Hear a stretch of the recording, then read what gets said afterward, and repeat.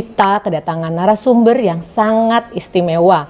Seseorang yang berasal dari Minangkabau dan memutuskan menerima Tuhan Yesus pada usia 27 tahun.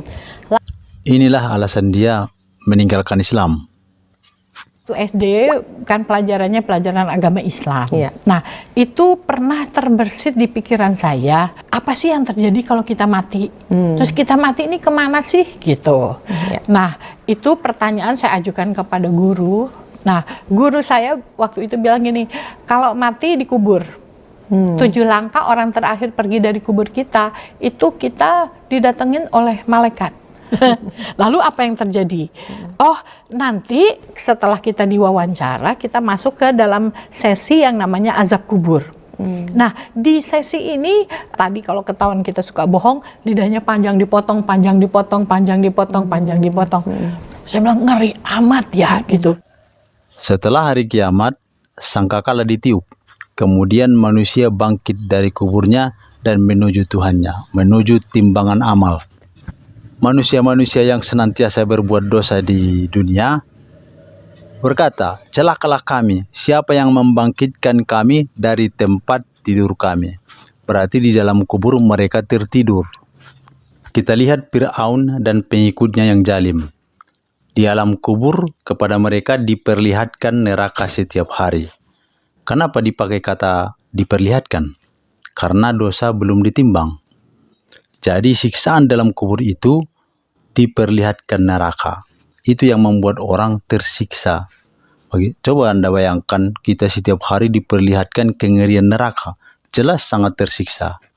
Sekarang kita merujuk kepada hadis Nabi berikut. Dalam sebuah hadis Bukhari Muslim, Rasulullah Shallallahu Alaihi Wasallam bersabda, sesungguhnya apabila seseorang di antara kamu meninggal dunia, ditampakkan kepadanya tempat tinggalnya nanti di waktu pagi dan petang. Apabila yang ditampakkan ahli surga, dia termasuk ahli surga. Sebaliknya apabila yang ditampakkan ahli neraka, ia termasuk ahli neraka. Kala itu dikatakan kepadanya, inilah tempatmu sampai nanti saatnya Allah membangkitkan kamu di hari kiamat. Itulah siksaan yang paling mengerikan. Diperlihatkan kepada kita tempat yang akan kita tuju. Itu namanya siksa kubur. Kita kemana? Tidak satu orang pun tidak pernah berbuat dosa, jadi semua orang berdosa harus dicuci dulu di api neraka. Hah? Kalau gitu mati pasti masuk neraka dong? Iya. Lalu kapan masuk surganya? Nanti kalau Tuhan berkenan. Kalau Tuhan berkenan, kalau Tuhan nggak berkenan gimana? Ini kepastian orang-orang Islam masuk surga. Dan orang-orang yang beriman dan mengerjakan kebajikan, mereka itu penghuni surga. Mereka kekal di dalamnya. Di Kristen bagaimana? Apakah gampang masuk surga? Kita melanjutkan kembali seri pengajaran kita dalam Matius pasal 19. Kali ini kita mengambil 23 sampai 26. Yesus berkata kepada murid-muridnya, aku berkata kepadamu, sesungguhnya sukar sekali bagi seorang kaya untuk masuk dalam kerajaan sorga. Sekali lagi aku berkata kepadamu, lebih mudah seekor unta masuk melalui lubang jarum daripada seorang kaya masuk ke dalam kerajaan Allah. Lukas 18 ayat 25. Sebab lebih mudah seekor unta masuk ke lubang jarum daripada seorang kaya masuk ke dalam kerajaan Allah. Apakah bisa unta masuk ke lubang jarum? Sampai kiamat pun tidak akan bisa. Ini artinya apa? Jadi seorang kaya di agama Kristen tidak mungkin masuk surga menurut ayat ini. Lanjut. Ada orang yang pernah menyampaikan pesan kepada saya dari seorang mualaf yang mengatakan bahwa orang Kristen pasti masuk neraka. Hal itu katanya ada di dalam Alkitab, yaitu tepatnya di dalam Markus 9 ayat 49 yang mengatakan bahwa setiap orang akan digarami dengan api. Itu artinya bahwa orang Kristen pasti masuk neraka. Nah, itulah yang menjadi penyebab orang itu akhirnya memilih menjadi seorang mualaf karena memahami bahwa setiap orang yang digarami dengan api itu artinya pasti masuk neraka.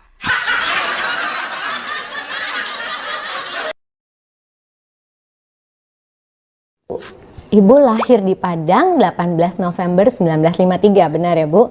Baik, saya ini lahir di Bukit Tinggi. Iya. Orang tuaku berpisah, jadi kami ini dibesarkan oleh kakek dan nenek. Kakek menyekolahkan di sekolah yang terbaik di Ya. Padang, itu TK, sekolah Katolik ya, TK, SD-nya namanya SD Agnes, SMP Maria, Ya. SMA Don Bosco. Wow, jadi di sekolah Katolik Iya. terus ya? Iya.